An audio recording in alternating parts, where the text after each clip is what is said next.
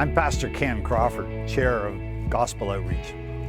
His name was Mike, and he was a crusty old cowboy that had fallen one too many times off some type of a bucking bronco, but I enjoyed him.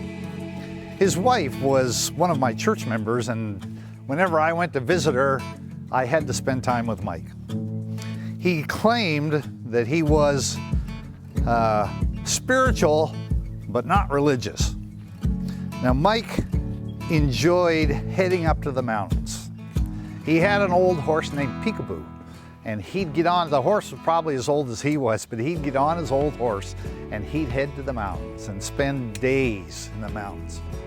When he came back, his saddlebag was always full of rocks. I said to Mike, "Why do you collect those ugly old rocks?" "Ah, preacher man," he said, "they may be rocks to you, but inside there's something beautiful." I said, "What do you mean? They look like just crusty old rocks to me." He said, "Come with me," and he took me down to his old shop. In his shop, there was a round tumbler with water spraying on it, and in that tumbler was dozens and dozens of rocks. All those rocks were going round and round and round. He reached just outside of the tumbler and he picked up one of the rocks. It was beautiful, iridescent colors, round and smooth, and a beautiful rock. He said, "Now, preacher man, you see this rock?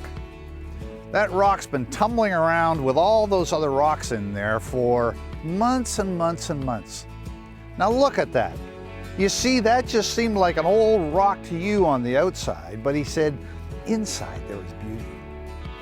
Now, he said, "Preacher, there's a lesson here for you."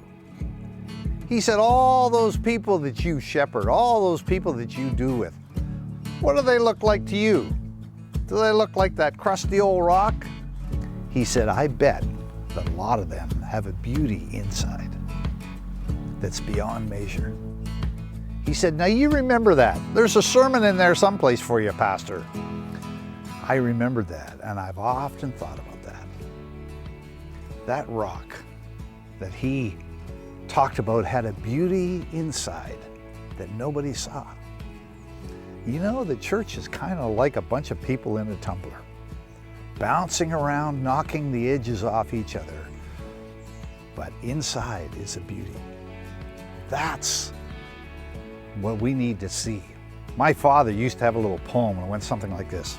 It said, "To live in love with the saints above, oh, that will be glory. But to live below with the saints I know, now that's a different story." We belong to the body of Christ, and we spend our time in this messy business that we call church.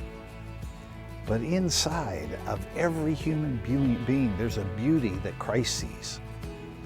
Maybe we need to look for that beauty inside rather than concentrating on the crusty old outside that we think is the real rock.